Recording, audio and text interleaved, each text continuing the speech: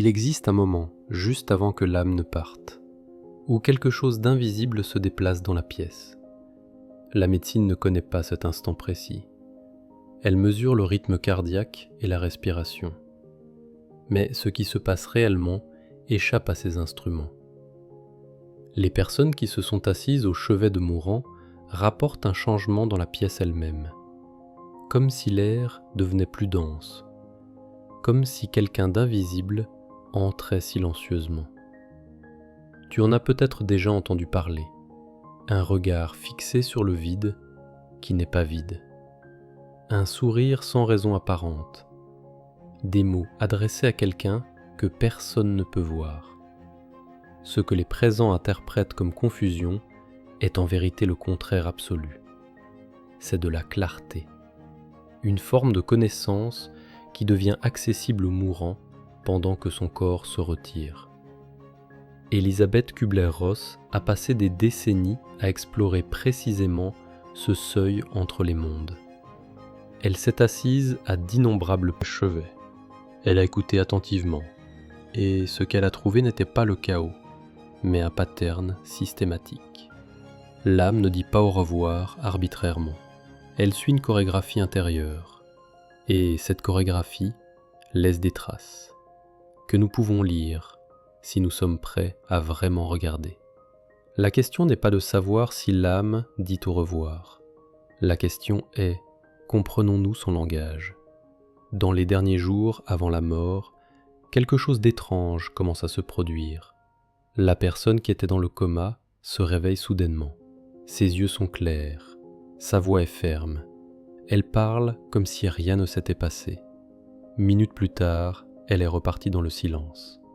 La médecine appelle cela la lucidité terminale, un dernier flamboiement avant l'extinction. Mais Kübler-Ross y voyait autre chose. Pas un flamboiement, mais une percée. L'âme qui se détache du corps n'est plus complètement liée à ses limitations physiques.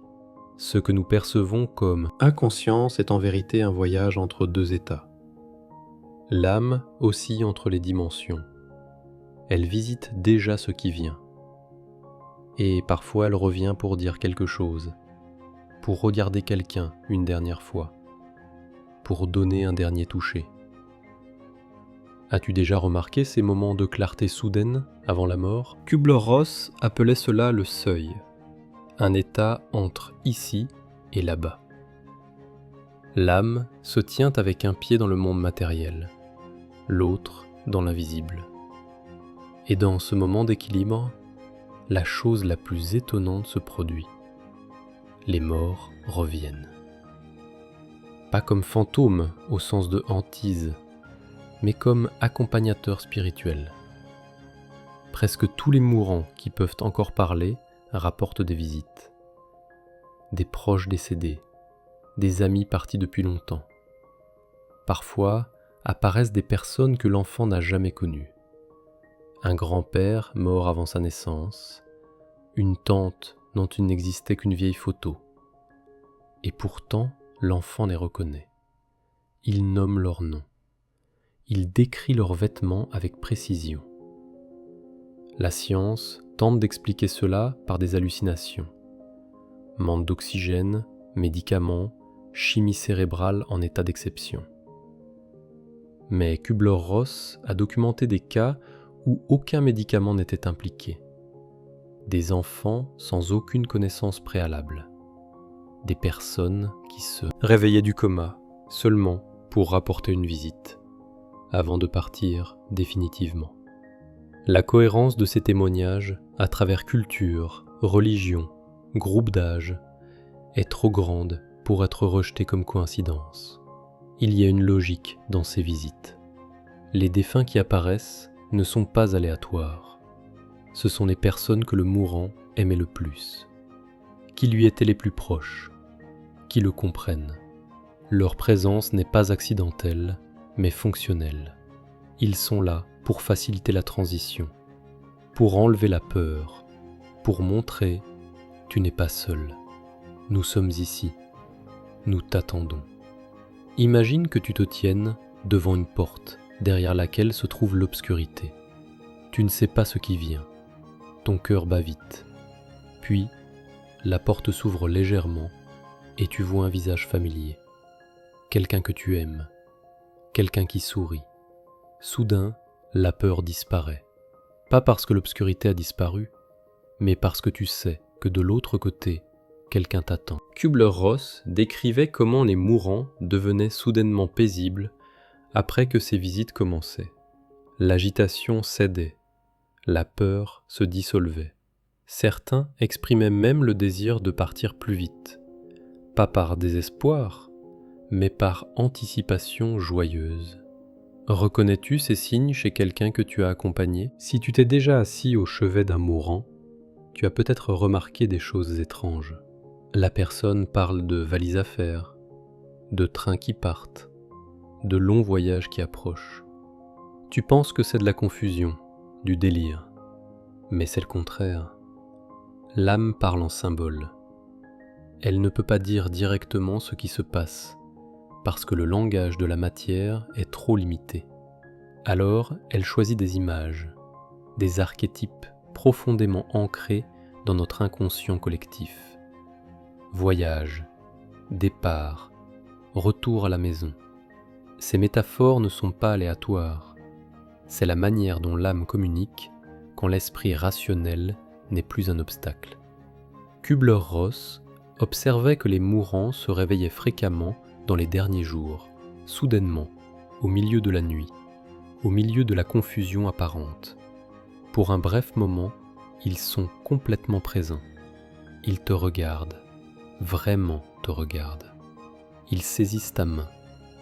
Ils disent quelque chose, souvent juste, une phrase, parfois juste un mot, et puis ils repartent. Ce n'est que plus tard, après leur mort, que tu comprends que c'était un au revoir. Ces moments de clarté ne sont pas des accidents. Ce sont des actions conscientes de l'âme. Elle sait que le temps se raccourcit. Alors elle utilise les dernières réserves du corps pour dire au revoir, pour dire ce qui doit être dit, pour offrir un dernier regard qui résume tout. As-tu remarqué comment certaines personnes tiennent jusqu'à un moment spécifique? Ils attendent quelqu'un, un enfant qui voyage de loin, un petit enfant qui va naître, un anniversaire pas encore atteint.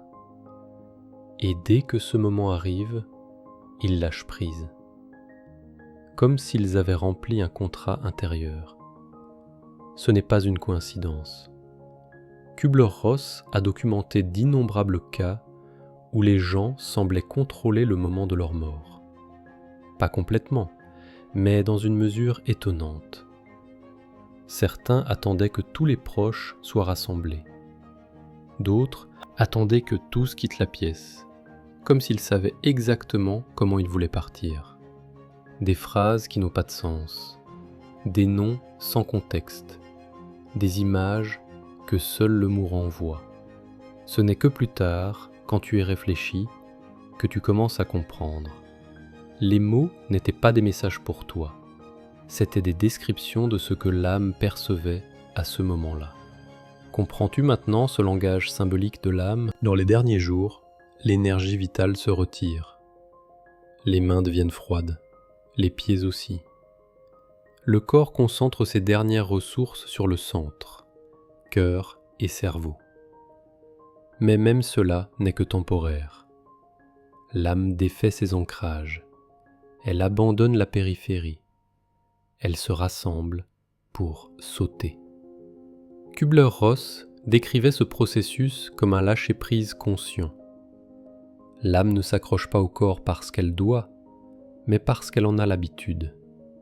Pendant des années, des décennies, ce corps était sa maison. Le quitter nécessite du courage, de la confiance, la certitude qu'il existe autre chose. La respiration change, de longues pauses entre des respirations superficielles. Ce pattern a un nom, respiration le Cheyne-Stokes. La médecine l'explique par la diminution d'oxygène dans le cerveau. Mais du point de vue de l'âme, c'est plus. C'est le relâchement d'un rythme qui la liait au monde matériel. La respiration, c'est la vie, mais pas la seule vie. Au-delà de la respiration, existe une autre forme d'existence qui n'a pas besoin d'oxygène. Imagine que tu vives pendant des années dans un costume étroit, chaque jour, chaque nuit.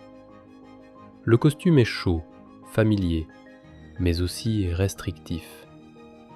Et maintenant vient le moment de l'enlever. Les premiers boutons se défont. Tu sens l'air sur ta peau que tu avais oublié. C'est inhabituel, peut-être un peu effrayant. Mais avec chaque bouton qui s'ouvre, vient plus de liberté.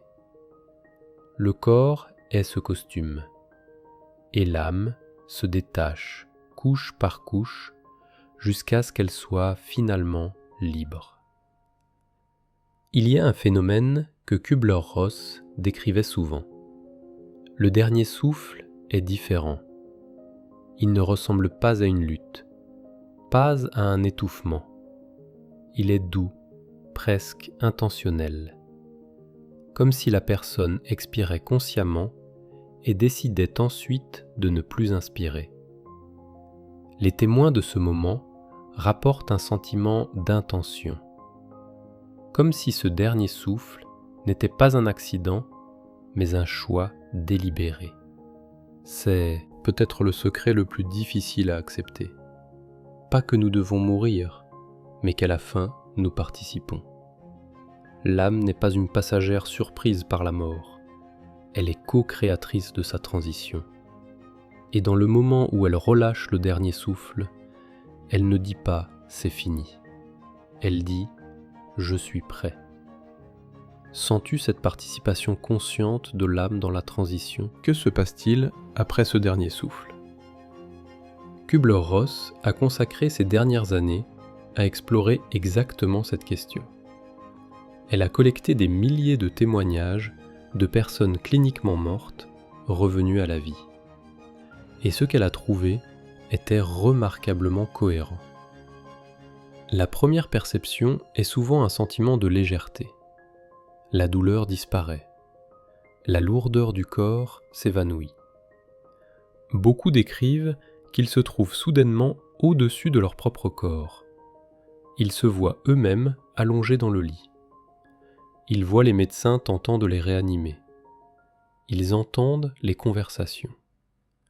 Mais ils ne ressentent aucune peur, seulement de l'étonnement et une paix profonde. Puis vient le mouvement, un sentiment de passer à travers quelque chose.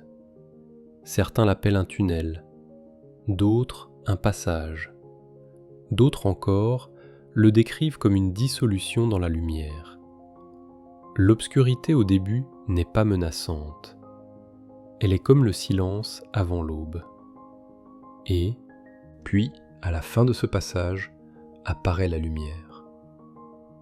Cette lumière n'est pas comme les autres. Elle n'est pas brillante au sens d'éblouissante. Elle est brillante au sens de remplissante. Les personnes qui l'ont vécue disent qu'elle était simultanément à l'extérieur et à l'intérieur d'eux, qu'elle avait une conscience, qu'elle rayonnait d'amour, qu'elle les connaissait mieux qu'ils ne se connaissaient eux-mêmes. En présence de cette lumière se produit la revue de vie, pas comme un jugement, mais comme une compréhension. Tu ne vois pas ta vie seulement de ta perspective, mais de celle de chaque personne que tu as touchée. Tu ressens la joie que tu as donnée à quelqu'un, tu ressens la douleur que tu as causée. Mais tout cela se passe dans un cadre d'amour inconditionnel.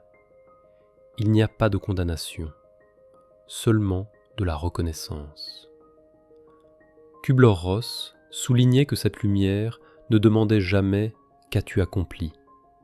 Elle demandait « qu'as-tu appris ?» Comment as-tu aimé? La monnaie de l'autre côté n'est pas le succès, mais l'amour. Pas la possession, mais la conscience. Tout ce que tu emportes, c'est ce que tu es devenu intérieurement. L'âme est immortelle. Ce n'est pas un espoir, c'est une connaissance que Kübler-Ross a rassemblée à travers des décennies de recherche, des milliers de témoignages. Tous pointent dans la même direction. La mort est une illusion, un changement de forme, pas une annihilation de l'être. Un jour, toi aussi tu te tiendras au seuil, et tu comprendras que tu n'as jamais été seul. Quelle paix cette vérité t'apporte-t-elle maintenant ?